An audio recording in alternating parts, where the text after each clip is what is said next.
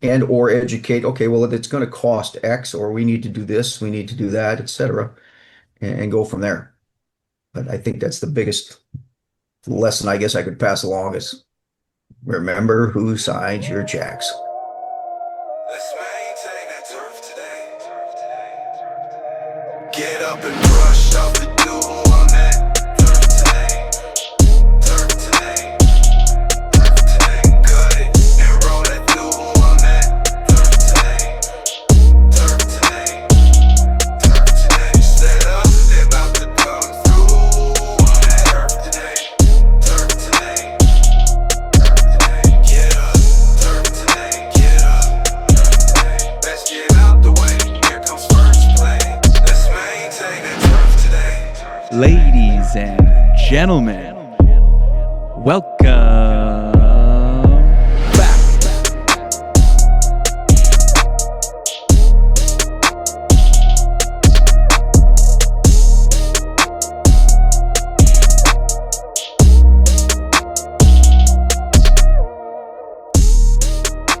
What's up, everybody? Welcome back to Turf Today. My name is Adam Kershane, joined by my co-host Brian Laurent, and we are very excited about this one. We've got Jeff Markow with us, who's been the superintendent at Cypress Point for the last 32 years. That's 3 decades looking after one of the most beautiful and historic courses in our game. Today we'll talk about his career, some of the amazing people that he's met through his career, and what it's been like to take care of a property as special as Cypress Point. This is going to be a really fun conversation, everyone, so let's get into it. As you guys know, Turf Today is recorded on the Superintendent Network and is brought to you by Toro. When the sun comes up, your course is already one step ahead. Toro's autonomous mowing solutions are designed to give turf managers more time, more precision, and more consistency. With cutting-edge technology, Toro helps you maintain championship quality while freeing your crew to focus on what matters most. Always solving, always evolving. That comes through well. So last week was a bit of a big one. I had a lot of people reaching out. I don't know if you had some comments or anybody chatting to you about Sean. Yeah, a lot of, folks that have listened to it got a lot out of it. Definitely a phenomenal episode. I mean, I keep going back to it myself and listening to it and continue to hear something that I didn't hear before and jot down some new ideas. So yeah, I thought it was awesome. Yeah, I was the same way. I don't usually listen to the whole show in post-production. You do the editing and then you'll go back and listen to a few things here and there. But that was one where I was like, I am listening to this beginning to end on the golf course. It was so Yeah, cool. I think, yeah, every time you listen to it, you could take something from it.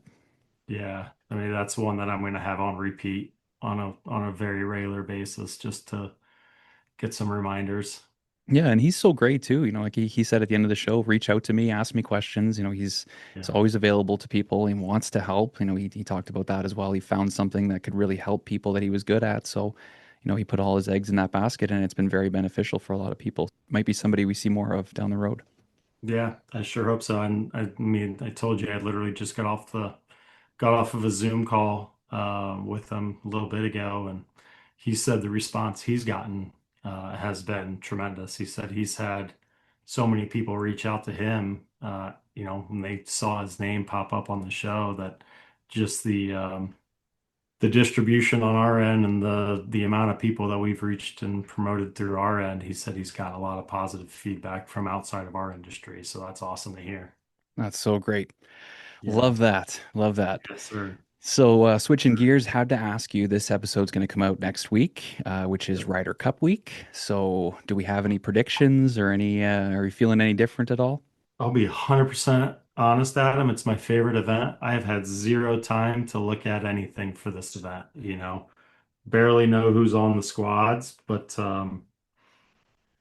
Team Europe is usually the underdog on paper, but year after year after year, I guess every other year, they just keep showing up and they bond as a team. And for some reason, that team unity tends to really show itself on the golf course. So I'm hoping Team USA, with Keegan's leadership, who I think has done a great job of of creating unity amongst the, what, 12 guys on the squad. And I think they all want to play for Keegan, which makes a world of difference. So, um, I'm expecting it to be wild. Oh yeah, awesome venue at Bethpage and two very Yeah. good teams. And I like the way you put that. There's a lot of attention to how good of a team Europe always is, how well they gel, they fly together, they stay together, they do all that stuff, and that they are, Yeah. like a true sports team. So I think with the amount of people talking about that, I hope that the Americans are doing something about that to try and get together before, whether it's, this weekend leading up or doing something together or trying to stay together and create more of that camaraderie. Because yeah, it's going to be electric. The betting lines are very tight. Like it's kind of anybody's game. You usually think that the home team, has that home field advantage or home course advantage, but I think it's going to be pretty exciting this year. So it could come down to some pretty fun matches and great matchups too with the golfers. Yeah. Yeah, no, I can't wait. Like I said, it's my favorite sporting event, not just golf event. It's my favorite sporting event. So I can't wait to settle in and watch the action on TV. So it's gonna be a blast. And yeah, I mean that place is just gonna be electric, Hmm. electric. So hopefully guys don't, the fans don't take it too far. Hopefully everyone's respectful and, root for your side, but don't make it about the fans, make it about the players. So we'll see. We'll see. I'm pumped. Yeah, well, things A got little bummed rowdy. I won't be there, but I'll be okay. Yeah, yeah. Well, it would have been a tough one to make, and just even finding a place to stay down there would have been wild too. So, Yeah. I would but have rented a camper van and parked it at the maintenance shop. Like that yeah, would have that would have been the that would play have been my probably. go-to. That's going to be really good. Our guest today, you were just down at Cypress Point a couple weeks ago for the Walker Cup. We're getting to talk to Jeff Markow, who is a legend in the industry. He's over 30 years at Cypress Point, and we're not too sure what's up with him for his future, but we'll get to talk to him and somebody that you know as well. So that's really good. Yeah. Been at Cypress Point for 30, I think 30 some years, I believe 32 years maybe. Um, I've met him a couple times along the way. Again, just relationships with my dad. He served on Pennsylvania Turfgrass Council with my father, um, and just um, can't say it enough. Just what a good human being he is. And I've got a great question for him. I asked him a certain question a couple years back when I did my first site visit with him and interview with him. But you see these clubs that are so prestigious, right? And exclusive and all that kind of stuff. And I think people have a perception of the type of person that's at those facilities. And Jeff is probably the furthest thing away from exclusive, uptight, any of that stuff. He is like the most humble, outgoing, welcoming person you could ever imagine. And he found a great fit for himself at Cypress, which is why I think he's lasted there so long. Because when you get past, all your preconceived notions of what Cypress Club is, once you're on property, it's about as welcoming of an environment as you could possibly imagine for a top three club in the world. I mean, you only hear nothing but good things. People call it a cathedral, and Alistair Mackenzie course from back in the 20s, and all the different types of terrain that they have there with the It's peninsula and the magical. cliffs and the It forest. is And magical. like, I've never been there, obviously. I've only ever played it on the video game, but it's a fun course to be at. And like, fuck you. When I talked to you, you were kind of like, yeah, this is a magical place to be. So getting to work there for 30 years and run a crew and be a part of that whole Pebble Beach area, because they have like, what, 7 or 8 properties down there? Hey, Jeff, Hey, Jeff. how are you? doing great. How are you? I don't have this fancy background as you guys do. I better put up a black screen or something. I don't know. I think yours looks pretty good there. I see a few pretty special pictures on the wall back there, Oh Jeff. yeah, I'll move it around. There you go. Yeah, Yeah. yeah. There Plus, we you have go. a beautiful golf course behind you too, so there is that. So you getting back from some well-deserved time away here? Yeah, snuck out to Minnesota to see daughter and some friends, so it was nice. And it was it's nice to get out and get away, but still a little sleep deprived. Sure, you But connected with, yeah, with some friends out there, and you're still catching up from the Walker Cup for sure. So, yeah, it's such a short event though. It's great. well, but let's not understate all the preparation that goes into it. I mean, it's Yeah, while the no, it event was itself was only 2 days plus some practice rounds. I mean, it's yeah. years and months of planning and organizing. So that So wears on you. that's what we want people to believe, but that's not the truth. But no, we just winged it Oh, together that weekend. So yeah, well, you did a good job. You faked it and you made it. So yeah, that's no, and I yeah, appreciate all your support and help too with the yeah, Yeah, no. it guys. was fun to get to talk to Brian. We did a podcast. Brian was actually in your turf parking lot in his car, and just getting to hear about everybody that was there and to the tournament itself, the golf course itself was pretty cool. So, tell us a little bit about the tournament and having so many of your friends and supporters in helping you with that. Well, Brian, we would have let you in the shop. I mean, I don't know why you had to stay out in the parking lot. I mean, we didn't banish you. You could It have come made for inside. some good content, so don't worry. You no, you didn't. I took it upon myself because, coming and going and, people watching football or golf or whatever, I do my best to stay out of the way. No, that's fine. It was a lot of fun. It was a little hectic and it went too quick as always, but great to see some old friends. That's how the volunteer list started. As I just went back to all the interns and students and assistants that have been here previously and gave them first shot, so to speak, to come and volunteer, and it filled up rather quickly, which was nice. A lot of guys made a big effort to travel and come, and so it was most appreciated. And we all look a little different than we did 30 years ago. So but it was easy to recognize most of them. So a lot of fun, a lot of fun. Too quick, it just disappeared. You obviously don't get that opportunity, Jeff, to host things like that. So how cool is it to be able to provide that opportunity to everyone, all your friends and former assistants and whatnot? I think that was the unique part is that because it's such a, I mean, it was the last time I was here was 81, 1981. So, Wow. and the next time it'll be here, most of us will be dead. So, um, but it's neat because of the format, I think, and that the people get to walk with the groups, in the fairways. It's a very small crowd, restricted crowd, um, and a lot of time for the people and the volunteers to spend, on the golf course and watching golf and again, because of the unique format and the small field. Other big events, they've got a big preparation in the morning and then the place is full and then they got to come back out in the afternoon and another big preparation. And here they could just kind of hang out, walk around, have some lunch and go watch some golf. And there wasn't a lot of afternoon work to do in between the matches because of the format. So I think that was the fun part is that it was completely different than a major or an open or anything like that for most people. It sounds like a good situation. You get to be Yeah, there and be a part of it. It's only a 2-day tournament and there's not a lot of afternoon stuff, so nobody's correct. dying from not going to sleep, so that's good.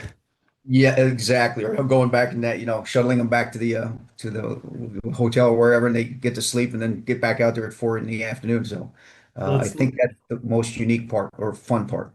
let's be real. There were plenty of guys out there that were dying from not getting enough sleep, but it had nothing to do with the workload that you put on them. So The That is true. Well, extracurriculars. we expected that. that's why you had plenty of people sitting in the bullpen ready to go in case someone Yeah, didn't show, right? yeah. No, again, that was I'm America's worst volunteer, so I can appreciate what they did. Um, but it was just great having friends here and haven't seen them for a while, and especially some of the guys that have been here previously. Well, So before we get too far down the line here with you, Jeff, we always like to open these shows up with allowing our guests just to give us a brief overview of who you are, how you found this business, and got to where you are. kind of started way back in high school. I was washing dishes at a golf course and behind the house, a little 9-hole spot. And next summer they say, "Hey, we need somebody outside," and I said, "Sure." I had no clue what we were doing, but um, a little one greens mower that you walked for mow the 9 holes, that kind of operation. So um, From there, they made the mistake of then telling me I could take over the following season. And so, so there were two of us, and it was just kind of it was a great summer job, to be honest. You get a free tan, and and then went to Minneapolis. Moved up to Minneapolis for college, and like any proper college student, you don't have a class until at least 11 or 12 o'clock in the morning. There's no reason for early classes, so I'd go mow tees at Minneapolis Golf Club in the mornings and work there in the summer for about 4 years, and graduated from college. And there wasn't really a lot of work in my chosen field. And my superintendent at the time said, "Hey, why don't you go into this business? You've done okay so far."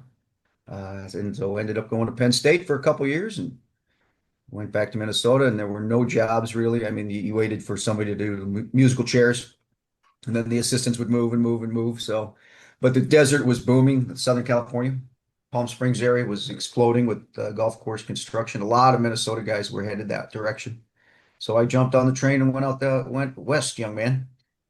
Uh, and it was a great experience. A lot of young people starting families. Great to call your friends in Minnesota on Christmas and say, "Hey, what are you doing? We're sitting by the pool having vodka grapefruits in the sun."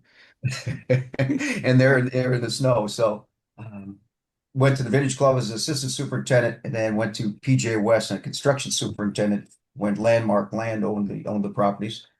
Worked for some great people, Lee Schmidt and Jeff Pritchard, and then DJ Pacala at the Vintage. And then he left. I went back to the Vintage Club as superintendent. It's a 36-hole private facility, very nice facility.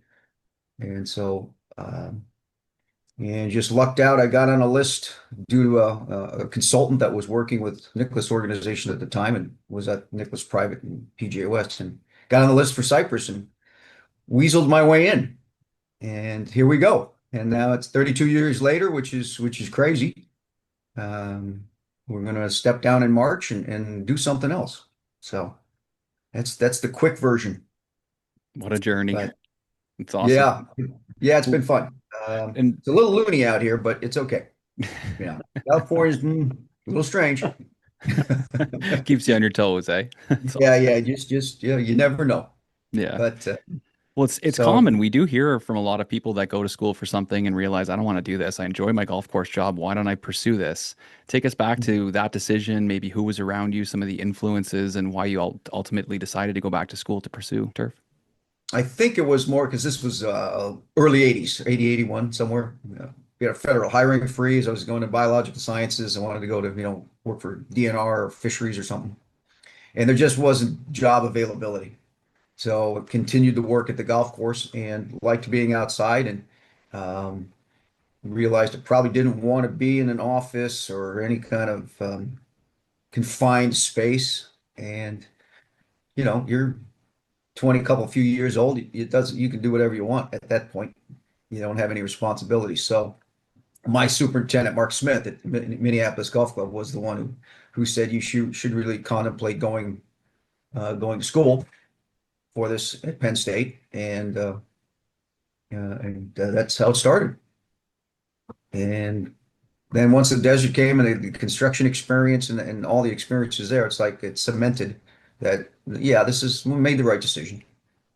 So, I want to know, anytime we get guys that have gone through Dr. Deutsch's program, we always get some great stories. Do you have any good Dr. Deutsch stories? oh boy, you're jogging an old memory now, my brain. It's a lot of cobwebs up there. No, that's when you could still smoke in the classroom, I think.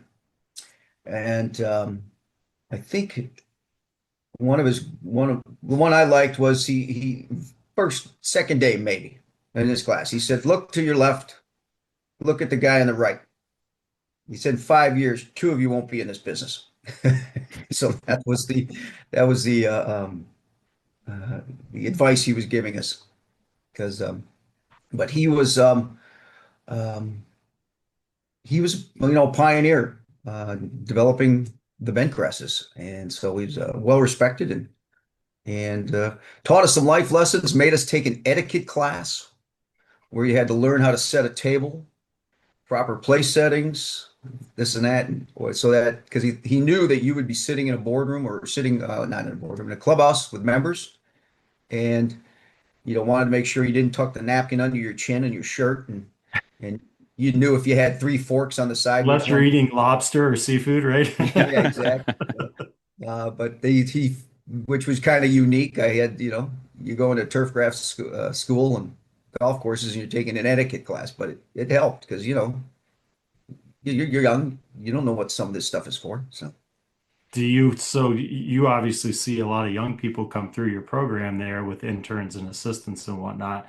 That education, that sort of outside the box thinking that Dr. Deutsch brought to your education, is that something you see missing from this new generation? not necessarily. I think it's just changed a lot with communications and the phones and everything else. So um, I no, I think the guys coming out are probably a little more prepared because of the amount of information that's available.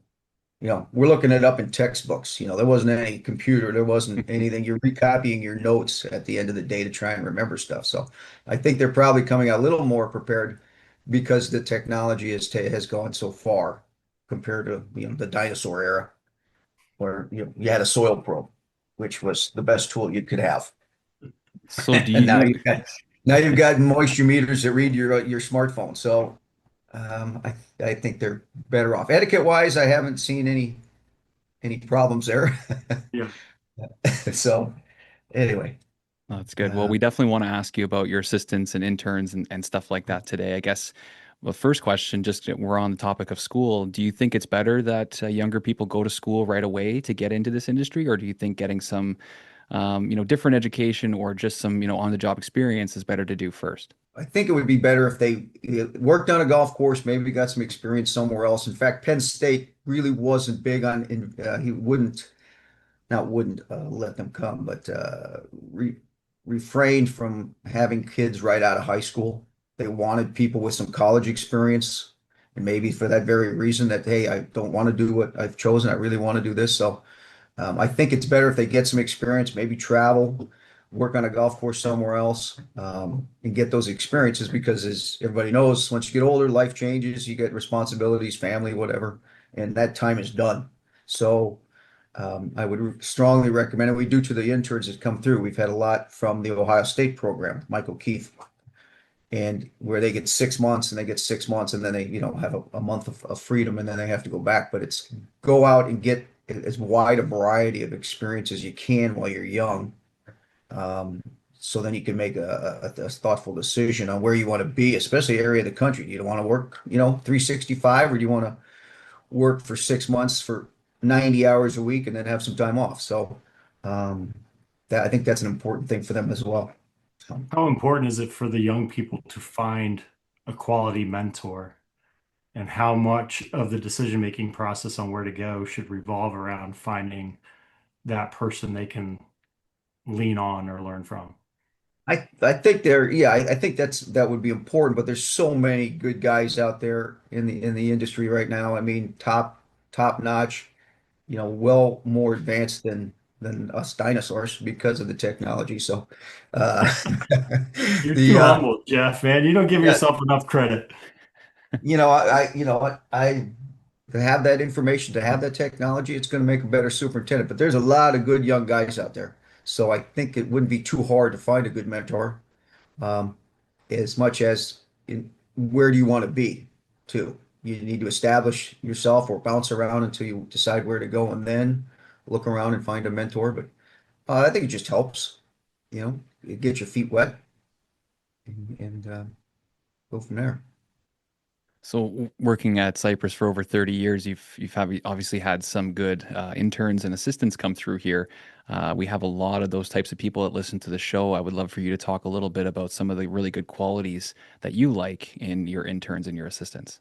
Yeah, we have been very fortunate. We've had a great group come through, and I think it's um just it is California. Don't come in too wrapped up too tight. The East Coast guys, we got to decompress them when they come out here because they're used to that they're used to that. There's a waiting period until they can come out there, right? Like, Yeah, they work the hardest. I mean, I'm not slighting others, but some of those, where the seasons and the weather, you're spot on for a long time. So out here, it's a 20, we're open 364 days. We close on Christmas. It's the only day. So you can't get tied up with 10, 12-hour days. You'll burn out.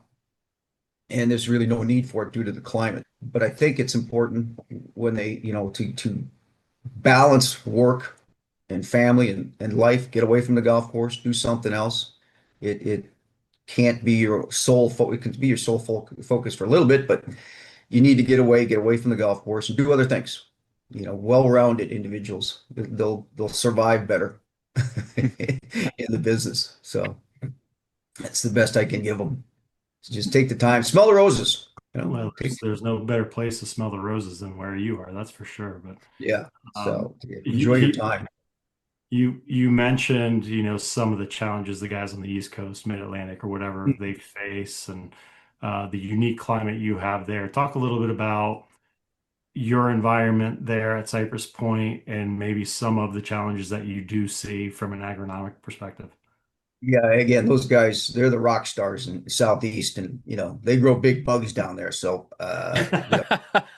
they've got the desert, it's 120 degrees. So I mean, I've been there. So there's a lot of areas of the country that have challenges. So ours, it's not really as much a challenge um, as the marine layer is just so unpredictable. You can be, 59, 61 degrees in July. You're spraying for pink snow mold, and it's like this isn't Wow. right.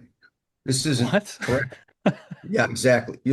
We not treat, but we manage pink snow mold almost year round, except for a couple warm periods because it's just wet, damp. That's the biggest thing is the pole loves it. It's like growing in a greenhouse. Um, Irrigation ETs, TMI is in July are like 0.03. So, so there's just we're not chasing wilt at 2 o'clock in the afternoon in July. You can't see 200 yards. So that's where some of the work-life balance is easier for us because there's just no need. We're not working 10, 12-hour days. There's absolutely no need for it. So they have to adjust to that sometimes when the guys come out for his internships. They want to work, 70, 80 hours work week to make money. Well, we give them advance warning that that won't happen uh, so that they can, plan. And maybe it's not a spot they want to come. We try not to take interns in the wintertime because there's just nothing really to do. That's our rainy season. We might be painting things in the shop or fixing bunkers that are washed out. So it's not a great educational experience for them. And so we try and limit, not limit, but utilize more of the spring, summer, fall internships. Just again, due to the climate. Yeah, it makes It's sense, and that's strange. smart. You want to try and put the It's best strange. situation in front of them, right? When they're Yeah, there. exactly. It's like you're not going to gain a lot during that time. Plus, it's the storm surges and things. It's not a good time to learn how to surf in that time of year. Summer, sure, but if they want to learn how to surf, don't come in the winter. Well-rounded. That's good. Well-rounded, yeah, efficient too. But yeah, it's just unique. It's beautiful and sunny. Fog pulls in, and half a mile away over at Pebble, their 15th hole is in the sun, and we're Wild. visibility of 200 yards maybe. Fall isn't the end of the season, it's where next year begins. As the turf recovers from summer stress, it needs strength, resilience, and foundation to thrive through winter and explode next spring. That's where Apex 10 comes in. With organic carbon, powerful microbial activity, and improved nutrient efficiency, Apex 10 builds deeper roots, stronger soil, and healthier turf right when it matters most. Don't just put your course to bed for the winter, set it up for success. This fall, elevate your turf with Apex 10. You mentioned earlier you put your name on the list for Cypress. When you do get the job or you're going to interview for the job, what was it like stepping on that property for the first time? Was there anything that kind of stuck out to you? Yeah, no, I was fortunate that I didn't put myself, but they luckily got on that list of 10, and then they whittled it down. But yeah, it was very. I had been up here before and actually was had a I applied for Spyglass Hill when it became open many years prior. And so I had a vision or had been to the area. The property itself was really unique coming from the desert. That's all phony down there. It's all fake rock and flowers and all that stuff. So and this was more natural, rugged. Um, uh, Again, the change from the desert or where it was at the Vintage Club with the manicuring and stuff to the natural scenes and letting things go was great. I mean, it's a little bit of a culture shock, but it fit the property. Um, and I vividly remember standing on the 15th tee saying, if they offer this job, we're out. We're coming. So, and luckily lucked out, and it's been a wonderful ride. It's just a neat piece of property as many people saw, especially with the drone video now. We didn't have that back then. You didn't get to see that kind of view. Um, but it's just a beautiful piece of property. It won't ever happen again in California with the regulations and things. So, Mm, Yeah. uh, interesting. So 30 some plus years later, Jeff, when you still walk out on the 15, do you get a lot of those same emotions as the first time you walked on oh, the sure, property? yeah. It's just, especially if it's sunny, it's like, uh, it's beautiful. It's like you see different things every day. There's an otter out there in the middle cracking a shell on his belly, and it's in the seals, harbor seals, and the wildlife. And every now and then you find a half a deer carcass in the middle of the fairway. That means mountain lion, but you don't get them too often. But or the deer are fighting in the middle of the fairway during rut like they're doing now. Yeah. So I had a staring contest with a seal out on 15, just standing there. We were just eyeing each other up for about 5 minutes. It was great. yeah, he's looking at you going, "Get off of my lawn." I mean, Yeah, exactly. Exactly. What are you doing he's on my pulling property? he's pulling an Eastwood on you and say, "Get Yeah. get off of my lawn." So it's just a beautiful, beautiful place. Beautiful. I It's a think great. I think that Sunday morning, it was almost like March Madness, where productivity levels go way down. That Sunday morning of the Walker Cup was crystal clear in the morning. You had the reflection of the moon off the ocean. I probably counted 30 guys on the crew standing around just kind of admiring the scenery. So I Yeah. was happy to see that the course was ready because they were definitely a lot of people sitting there admiring that view. Yeah, that's a moon set. You don't see, you get a few of those, but everybody thought, man, is that the sun? No, no, no, that's the moon going down and lit the place up. So we told everybody, go get out there, get a picture. Yeah. It happens once in a while. So anyway, it was just a great fun event and with a great group of people.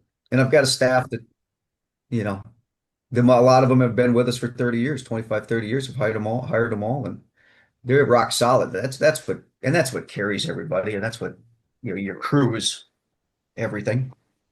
It's not a one-man job. It's not, the assistants are great, but when it comes down to it, it's everybody involved and everybody doing their job and enjoying their job.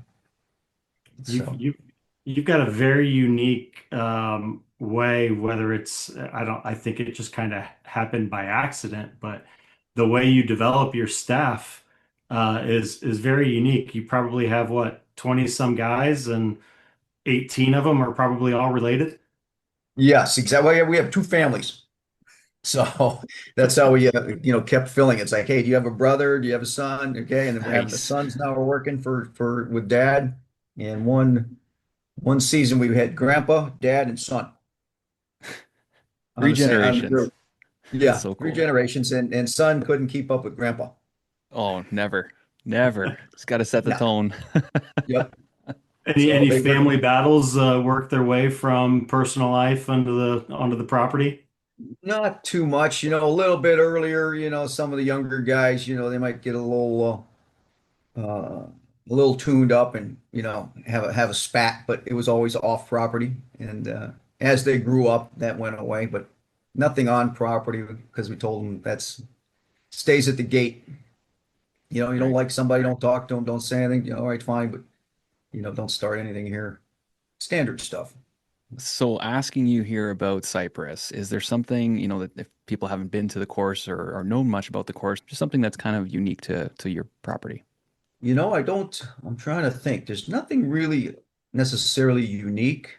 I think just dealing with the weather, the fog, and sometimes the salt spray and things like that. It's pretty normal for coastal courses. We don't do anything unusual, again, besides treating for snow mold year round.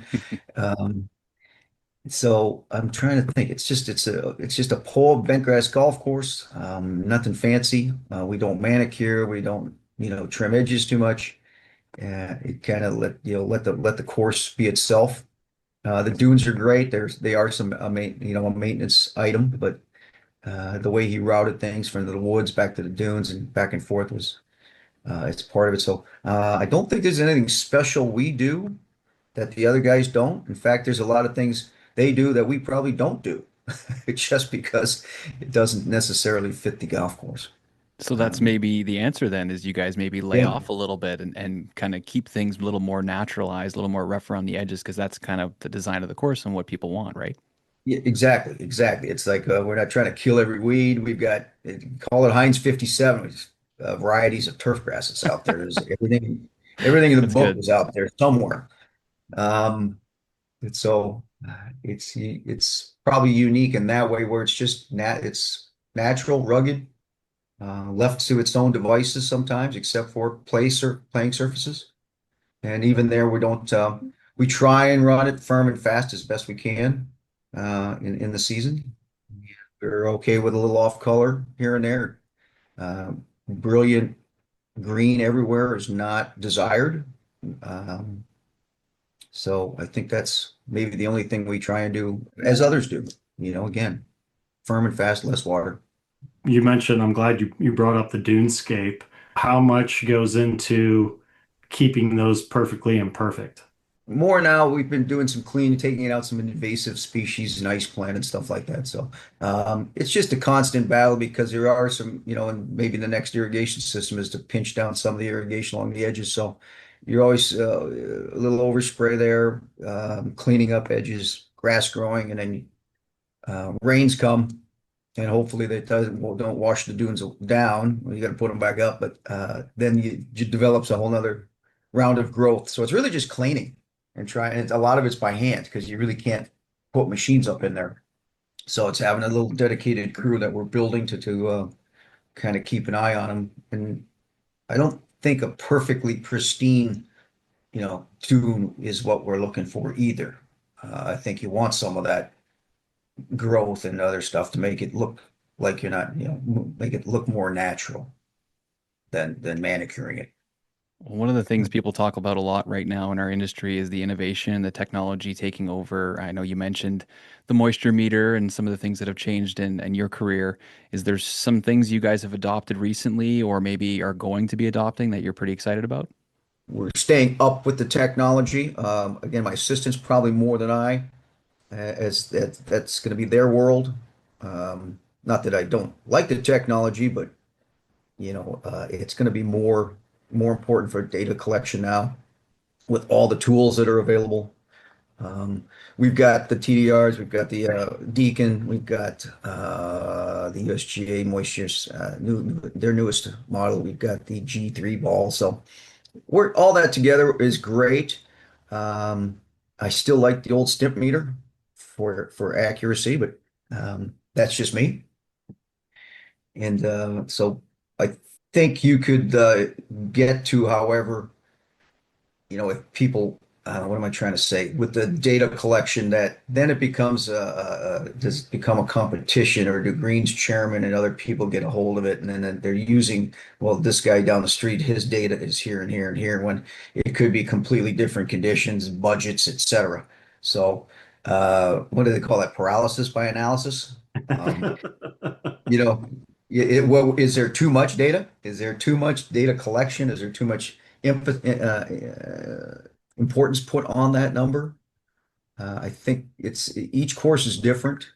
Each budget is different. What they can do. So if it becomes a comparison thing, then that could, I could see problems there. So it's a roundabout way of saying, each place needs to decide what they're going to do. We've been using the task tracker, which is great for employees, and but get out there and go on the golf course, stick a soil probe in the ground, and that will give you, that will help you along your way on your way. We are back with another Ask the Agronomist question featuring PhD agronomist Tony Goldsby from the Andersons. Our question today comes in from Colin. Why do fertilizer nutrient percentages appear different when they are the same product sold in different countries? Well, thanks again, Adam, for having me on another show here this week. And again, thanks for another great question from our listeners out there. This one specifically from Colin. So yeah, fertilizer bags, they can definitely be a little confusing depending on, where you reside in the world.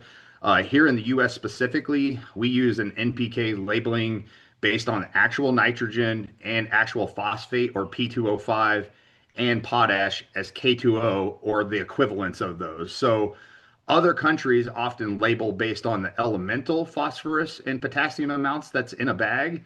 That's where you end up seeing that difference. So an example might be you might see here in the US a product that's labeled as an 182412 because again, we're using that P2O5 and that K2O equivalent for measuring that 24 and that 12 units in the bag. But if you're somewhere like our listener here in Australia, it might be labeled like an 181010 over there in Australia, right? Because they are truly looking at the elemental phosphorus and the elemental potassium amounts in the bag. So it's not necessarily that the fertilizer is different. It's just a different reporting system, if you will. And, I think one that's all true to our hearts is if you think of, the metric system versus the imperial system, and certainly whether or not you have an opinion on that, at the end of the day, right, they're intended to give you the same exact measurement, just a different expression of the two. So that's ultimately kind of what you're looking at. But again, great question from Colin, and really appreciate you submitting that this week. Yeah, that's a fun one. Thanks a lot, Colin. This wraps up another installment of Ask the Agronomist featuring Dr. Tony Goldsby from the Andersons. One of the things, Jeff, that I've noticed as I travel the country and get to meet with a lot of different superintendents at clubs all over, I find that a club's culture tends to align very well with a successful superintendent and vice versa. A superintendent is much more successful when their personality, their beliefs align with the club's culture. How have you fit into the club's culture and how have you been able to stay there and what's kept you there for 32 years? I guess I'd tell any intern coming in is for us, it's like, remember who signs your checks. Remember whose golf course this is. Guys will go, my golf course, I want to do this. I don't know, it's like, remember who signs your checks. So you guide them if they're going down a strange road, but ultimately it's what does the membership want? What is their desires for the golf course? And that'll be a mixed bag depending on the level of skill level. It's hard for higher handicappers to hit off a fairway mode at 300. So there's a balance there, but you need to listen to it. Hopefully there's a good greens committee and there's not, the benevolent dictator is the best if you can get that. So to where it's just a one-man deal, but and not a 20-person greens committee either. So I think that's the most important thing for survivability is to, ask them what do you want? What are your expectations for the golf course? And then go strive to provide that for them and or educate, okay, well, it's going to cost X or we need to do this, we need to do that, etc., and go from there. But I think that's the biggest lesson I guess I could pass along is remember who signs your checks. So how have you been able to do that so successfully? Is it just boiled down to that? Remember who signs your checks and Yeah, adapt? it's working with them and then trying there, there is some guidance as you try and not steer, let's say that's the wrong word, but their understanding of turf grass, what's their level of knowledge? Is it just because the course down the street is doing this that we should be doing it? Well, it could be a completely different process that we don't need to do or are already doing. So it's as much education for it to them as it is asking what their wishes and desires on, champagne taste on a beer budget. So there's a Always. little bit, yeah, there's a little bit of, I think education there that helps. And just be honest with them. It's like, yeah, we can do that. Yeah. Well, we can do that, but it's going to cost this. And let them make the decision, not you. Try and let them let them decide and make the decision to go whatever avenue that is versus the superintendent saying, I want to do this, I want to do that, I want to do that. It's as I'm, simple as I can put it. I'm glad you brought up the education piece and working with with your membership because at Cypress Point, for your average member, that's probably, one of 7 or 8 golf courses that they're a member at. So Mhm. I'm sure, and again, I don't want you to say anything that's going to get you in trouble or get too far into the weeds, but how do you handle that when you have a member that comes and says, I just played XYZ course, they do it this way. Dive into a little more detail on the education and how you handle those conversations. So we are very fortunate here. Also, is that they have a very respectful culture where if the member has a question or concern or whatever, he most of the time goes to the Greens chairman as the filter, and then to the superintendent. They don't really come directly to us, maybe with a question here and there, and they're often very complimentary of the golf course. So we're fortunate that we don't have that issue very often. Have had a great run of Greens chairmen that are knowledgeable because of that variety of clubs that they belong to and understand that you can't do things here that you would do in Texas or Florida or somewhere else.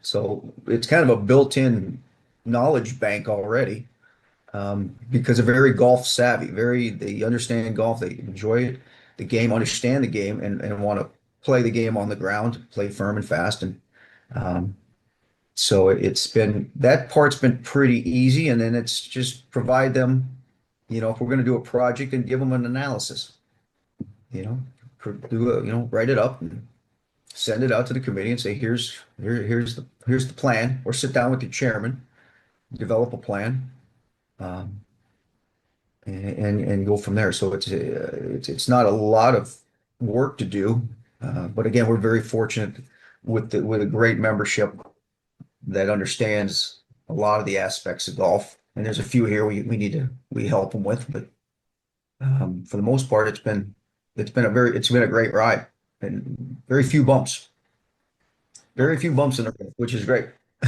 I'd be really interested to know, and I guess you can only really speak on your club, but I wonder if that relationship over time has gotten better. With all the education and people learning more about turf and learning more about what we actually do, I wonder if those relationships are getting better. I don't know if you can talk a little bit about that at all. I would think so, only a personal opinion, just from, the elevation of the superintendent's position, and being more respected, I believe, at clubs, and because of the knowledge and what they can show, they can do, and the products, the product they provide for the membership. So I think that the status of the superintendent has been elevated by the education of members around the country, if that makes any sense.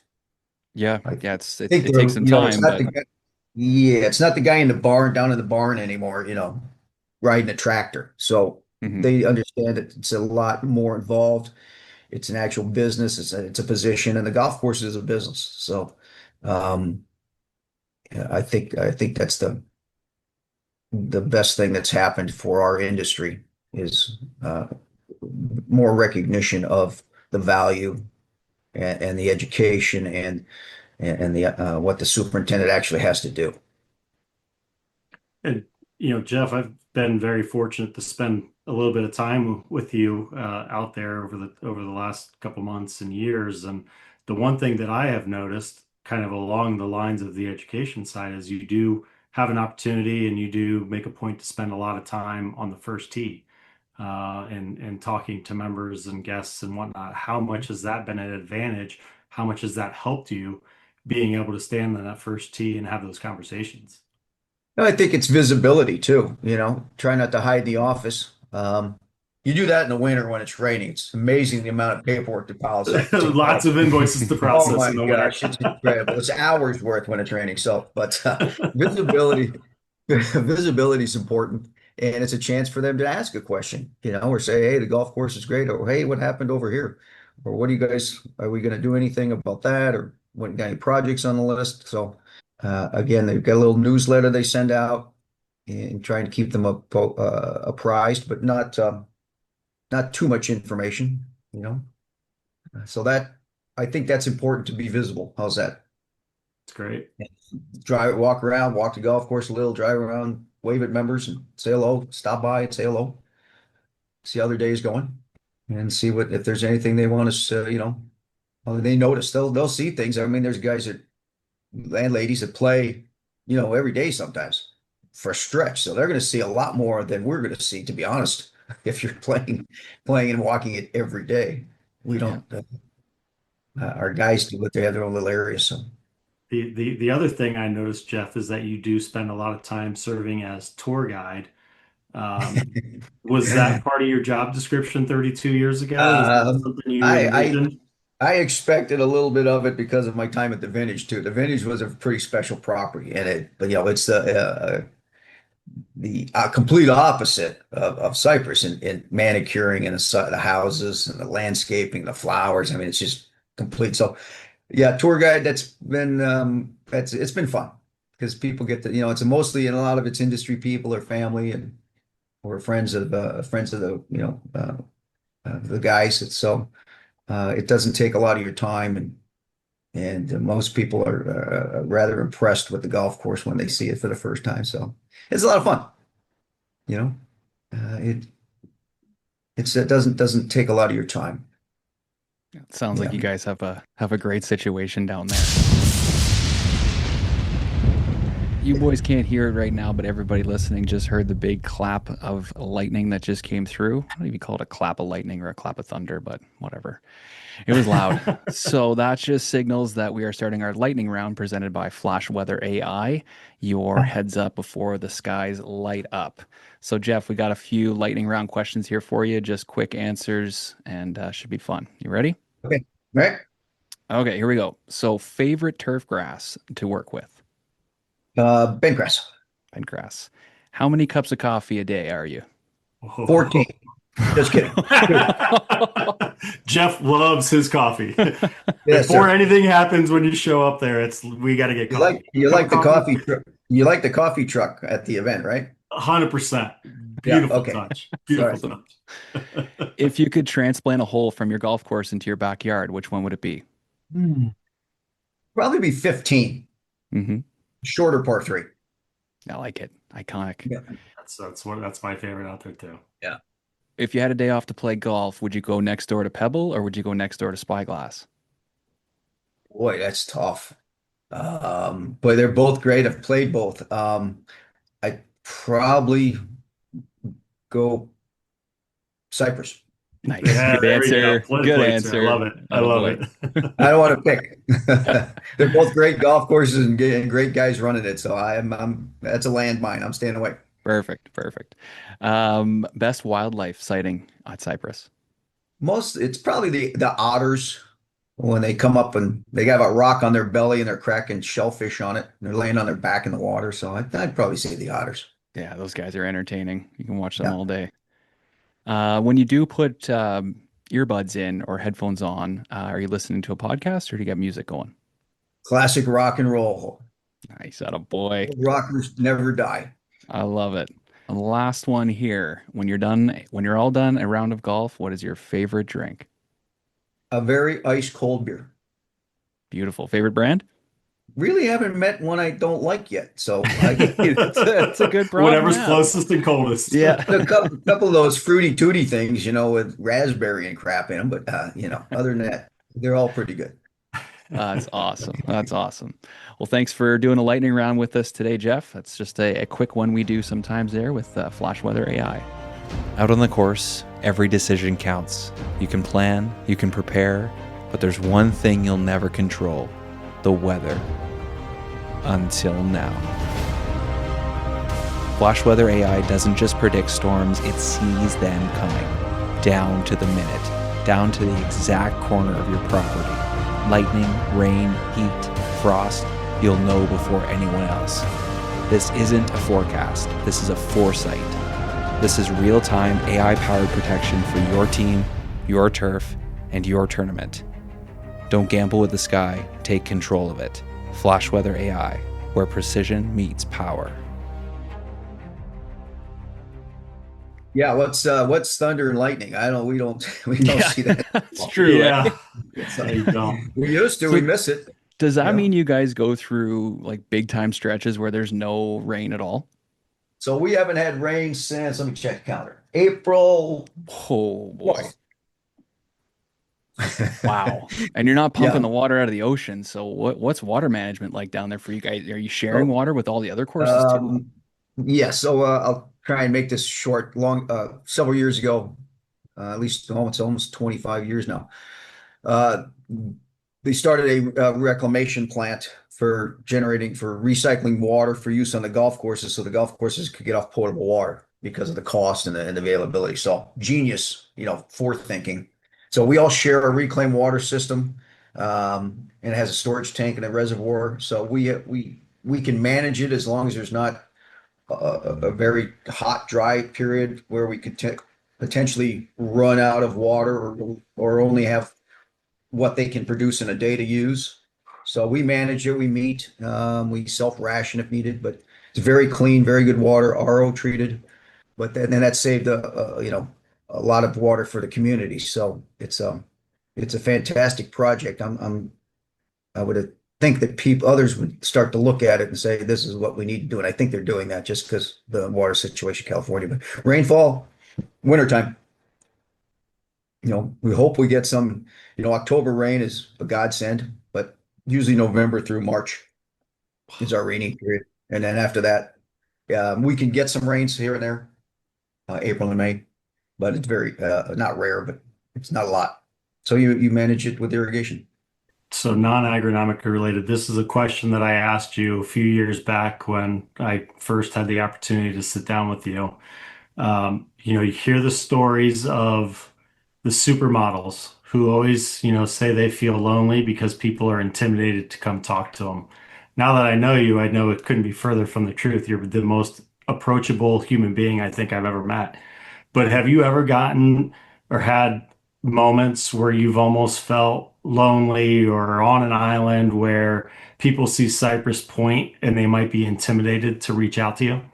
Not that I can remember. I guess, I try not to be standoffish. I will, fake a phone call on a salesperson every now and then, but Yeah. I think we've all done that. Nothing against our salespeople, they're great, but Right, right. it's a timing thing, So yeah, to be honest, I don't. I hope not. I hope I haven't given that perception to anybody. Always come up, say hello. That's fine, and it's like, I'm sorry, got to go. Like I said, I mean, when someone gets to know you, and I think when people listen to this, they're going to realize, it's again, you're just incredibly humble, incredibly approachable, and always giving of your time, and we appreciate that. But yeah, it's But just one of those things, it's as I was a young person kind of starting out in association management, all that, you see these big name golf courses, and you just think, oh my gosh, that person's going to be so busy. They're not going to have time for me. They're going to blah, blah, blah. But again, I mean, I don't think it could be further from the case with you. And, I mean, yeah, has it's that been something you've come across? I mean, do you kind of see no matter mom and pop nine-hole course or Cypress Point, do you see a lot of similarities in superintendents when it comes to personalities? I think so. I think we would hope they would be approachable, especially by other superintendents. I mean, sometimes maybe the general public coming in and seeing your logo and saying, "Hey, how can I get out there and play?" It's like, okay, we get that one gets a little old. But within our industry, our community, I would hope that wouldn't be the case. Because again, we all the old adage, you all put your pants on the same way, and you got to report to a membership. Remember. And so I guess I would hope not. Maybe there is, but I haven't really run across it. It's all been a pretty good group.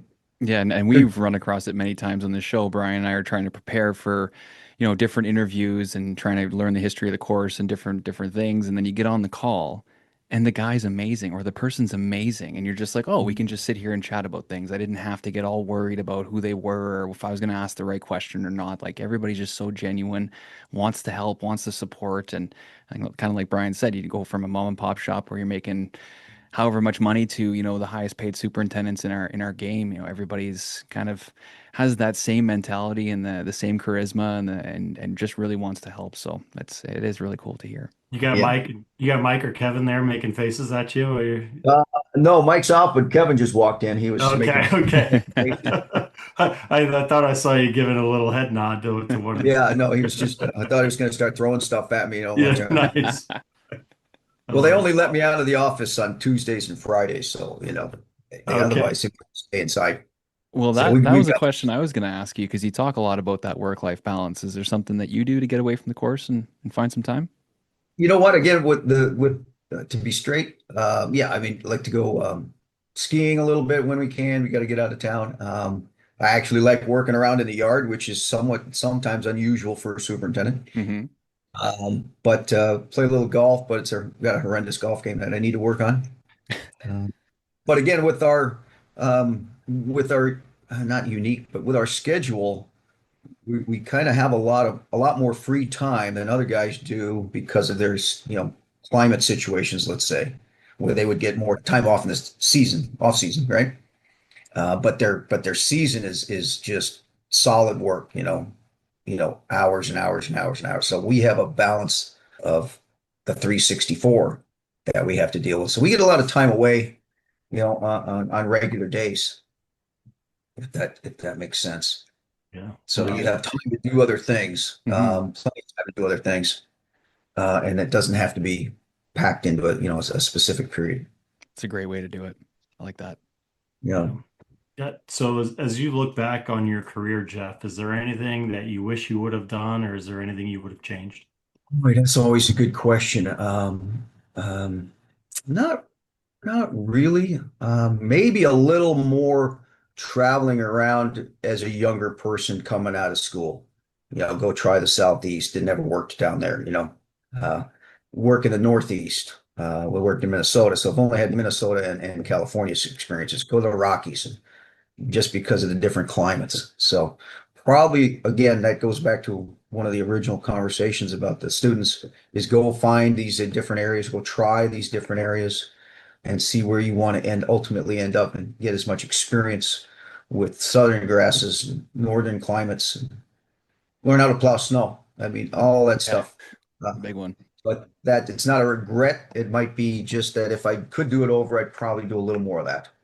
Go overseas, you know, your world is ahead of you and you're going to get tied down with other, life issues. So, uh, that would probably be it. If I had to do it Nice. over.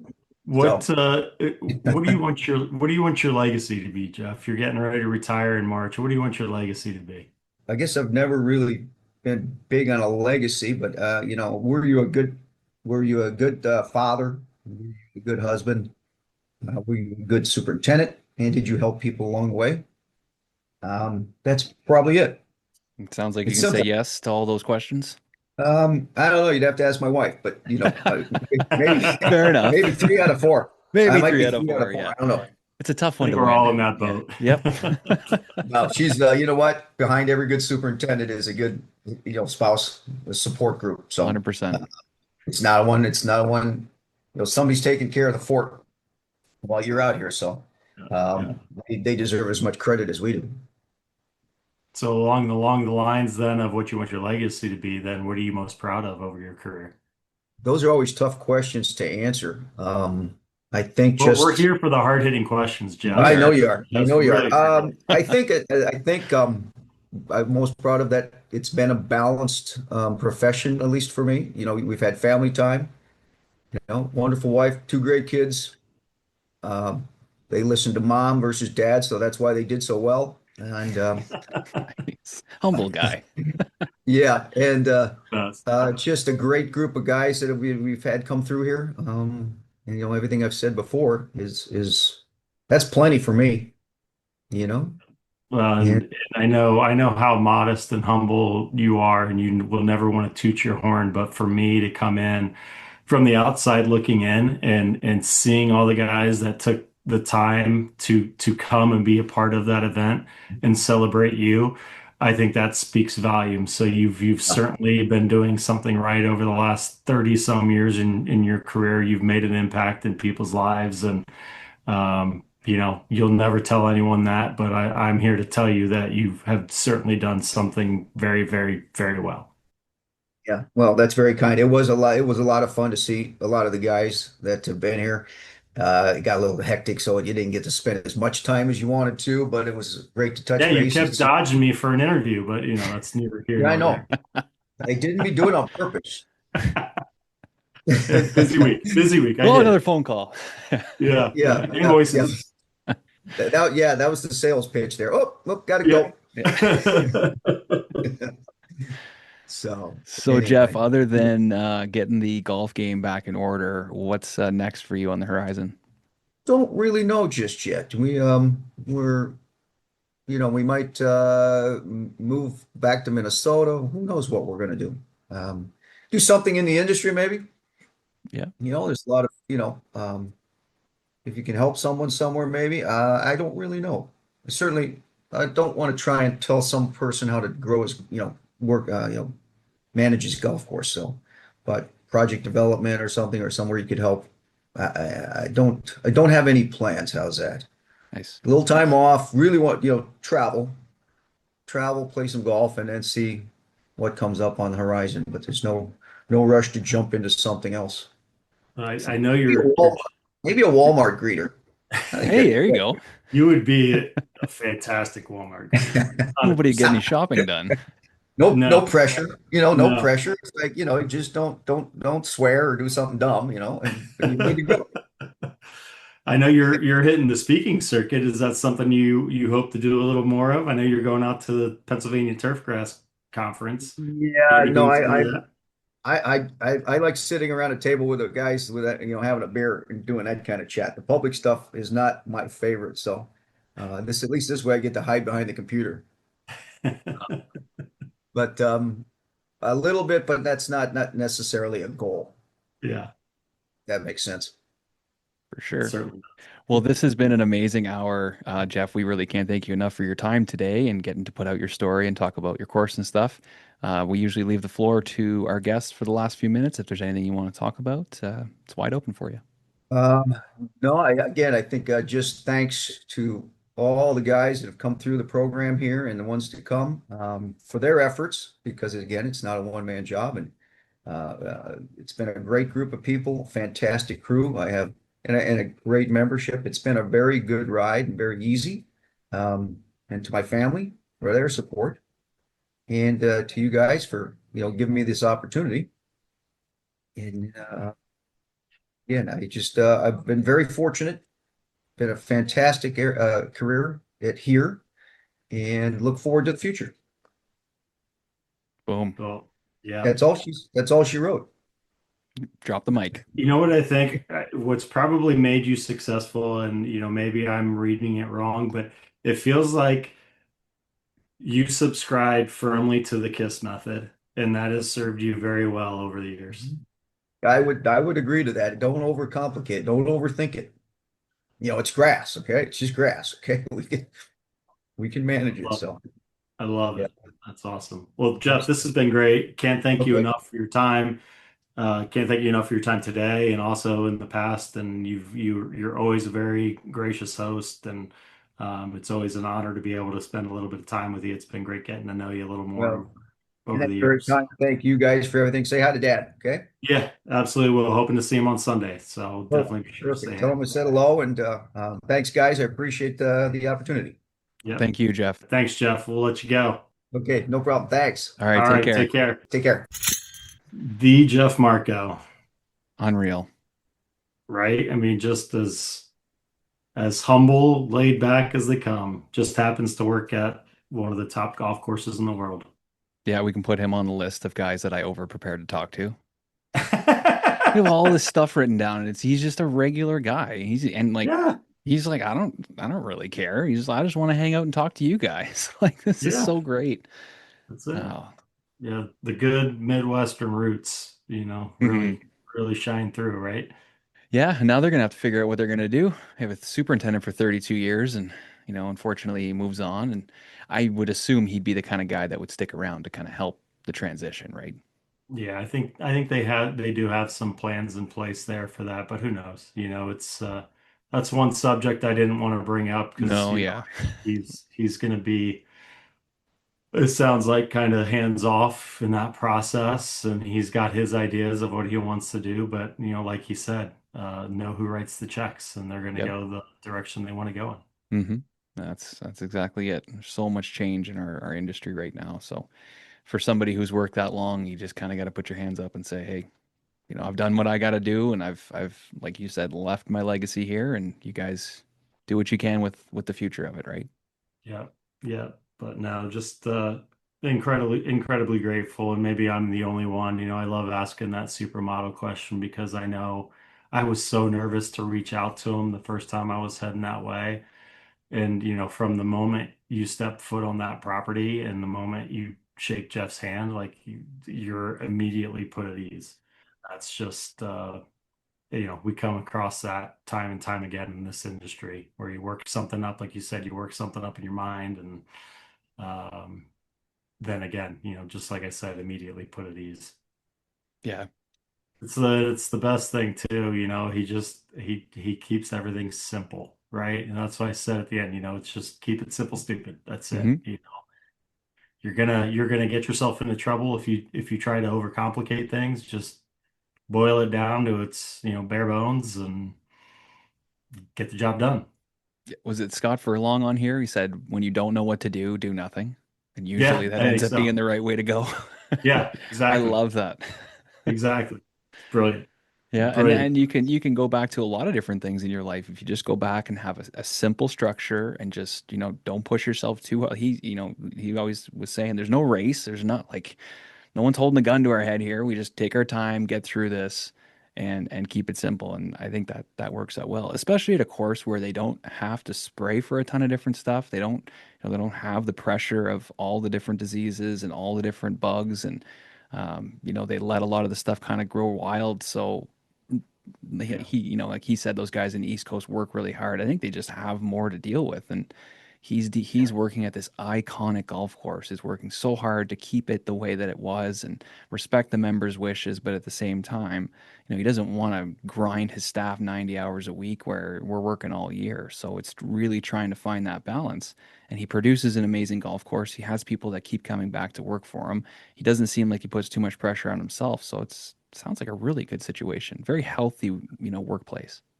Yeah. No, it absolutely is. And there's that attitude, that personality that you just engaged with for the last hour is how every single person on the staff is. Yeah. Uh, it's, when I'm out there and I'm doing video work or whatever, cruising around the golf course, pull into the maintenance shop and immediately I've got all 25 guys, hey, how you doing? Welcome, great to see you. They'll stop and chat with you. Kevin and Mike, his assistants are the same way as all of his, second assistants, AITs, whatever you want to call them, interns. They're all that exact same way. And that's a culture that's created from the top that, we're lucky to be here. We're lucky to do what we do. We're here to have fun. We're here to enjoy one another. Um, and you get that vibe immediately. It's just ingrained in everyone on that property. Yeah, he's just a natural leader, right? People just want Yep. to follow and act like him. And sometimes those are the best leaders. They don't really need to say a whole lot. They just follow me, and away we Yep. go. And the Yep. fact that they have that many staff that keep coming back, that's such a great sign. Oh, dude, it's crazy. You'll go through it and be like, all right, so that's the grandfather, that's the grandfather's son, that's the grandson. It's like And then that's the cousin, that's the cousin, that's the uncle, that's, it's just, what? Yeah. And It's awesome.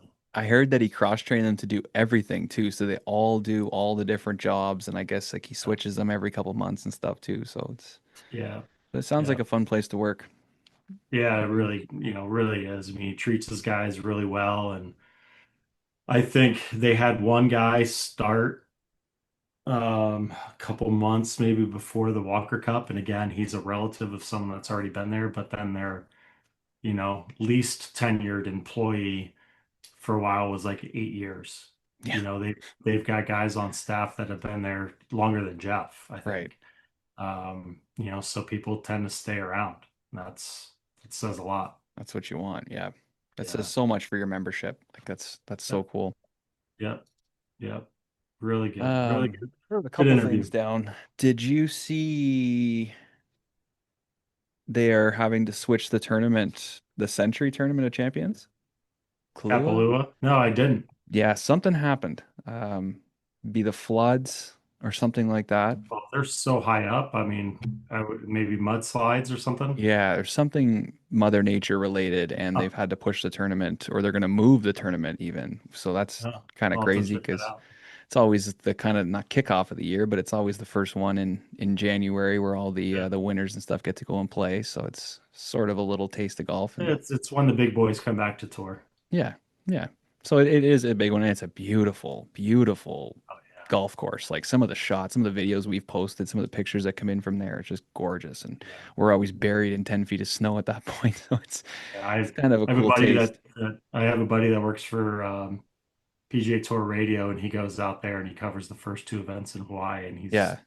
always told me like it's the most beautiful place you'll ever see, It'd be a and the cool golf trip to course is do. really good. Yeah, like bookend the trip with both tournaments and then do some traveling and some golf and stuff in the middle. It'd be a fun trip. Absolutely. Yeah, so that one they're gonna have to figure something else out. Like, do they keep it in Hawaii or do they move it back to California or something like that? I don't know. Yeah, California would probably be an easy solution if there's nothing on the island that can accommodate them. Hmm. There's so many courses in California that don't necessarily need, the year to prep for some sort of tournament. And then I don't know if is it still a limited field? I can't remember if it's a limited field. Yeah, it's only like the top like 30, not top 30, Is but it? 30 guys that won events or something like Okay, yeah. that. So that makes things a little easier. I couldn't remember if they changed that or not, but so there, you've got certainly reduced infrastructure and you've got a little more time to get the course ready for people and stuff like that. Did you watch the Charlie Sheen documentary yet? I did. That was good, huh? Crazy. Guy, how is he still alive, man? I don't Like, know, man. I don't know. yeah, we watched that one the other day, and then we watched the cyberbullying one. Yeah, I saw that one too with the mom. That's messed up, That, bro. That's one of the that most was messed up stories I've brutal. ever heard of. I watched that on a flight home the other day, and yeah, I was like, my mind was blown. Like, you gotta Yeah. be kidding me. Did you know the story? Did you know it was the No. mom before? Oh man. Uh-uh. Uh-uh. Because like we heard about the story, we read the story before we're actually watching the documentary, and we couldn't believe the mom was actually interviewed in the documentary. Well, that's what threw me off. So no, I didn't really know about it, but I think I had somewhere, in the days before I watched it, had heard like something about you can't believe it was the mom. And I turned and I started watching. I'm like, oh, there's no way it was the mom. Like she's sitting here talking about this stuff. There's no way. Yeah. She, Spoiler alert. We probably, if this is going into the podcast, spoiler alert for I want to add that at the beginning. yeah, oh well. Well, I mean, Freaking most nuts. most people should have known the story beforehand going in, and I think most people have seen it now or watched Probably. clips of it because that's one of the most messed up stories ever. And then for the daughter to be like, you know what, like I really want to get my relationship back with my mom and stuff. Like, Well, I sat there and just watched the whole sequence when they came in to question her and arrest her ultimately when they found out it was her. And the daughter's sitting there and she's still hugging the mom and all that. Like if I were in her shoes, I would have been flipping out on yeah, my mom. Like that, like for her to just sit there and be okay with her mom holding her and trying to explain it away. I'm like, dude, like get away. crazy, craziness. Who are you? Yeah. Yeah, we're on the terminal list right now, the second season. I can't remember what it's called. It's not called Terminal List, but it's basically the continuation of Terminal List. We're watching that. Nice, It's a nice. good I don't know one. if we have that one up here. We just started On Black Rabbit, Amazon. Amazon. Okay. Yeah, Black Rabbit's on our list that we want to I think it get just started going. yesterday or 2 days Did it? ago. But yeah, Nice. Another Jason Jason Bateman, Bateman he deal. plays it's Jason Bateman and Jude Law. And Yeah. I kind of read the premise of the story, and there's like the one, straight and narrow brother, and then there's one kind of wild brother. I thought Yeah. Bateman was going to be the straight and narrow, and Jude Law would be the crazy guy, and it's flipped. So Bateman's playing like the big beard and everything. It's so Oh, good. jeez, that's awesome. Yeah, so good. He comes on the screen. My wife goes, "Oh my God, this guy!" I was like, "Yeah, yeah, that's why we're watching the show." Like, No, I got to start catching up on some shows. I feel like there's a bunch of them that have just recently been released. So I got to identify the ones I'm able to watch on my own and the ones I mhm. have to save to watch with my wife. I've always been a big shows and movies guy. The best shows come out when school goes back, right? Right when school starts again, that's when some of the best shows get dropped. And Yeah. the best movies are always around Christmas. So those are Yeah. your two slots to really watch different things. So Yeah. No, probably you're has a right. lot to do with the award shows and seasons and stuff too. But Good. Good. yeah. All All right, man. We'll right, buddy. catch you soon. Enjoy your weekend. You too. Have a good All one. right. That is going to do it for another week. Thank you so much to Jeff Markow for lending us a little bit of his time through this busy year.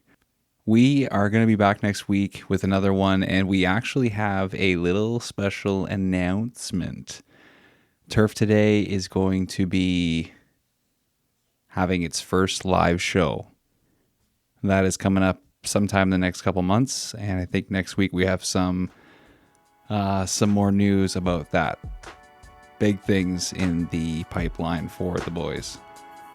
All right, keep them sharp. Here's some California vibes for you.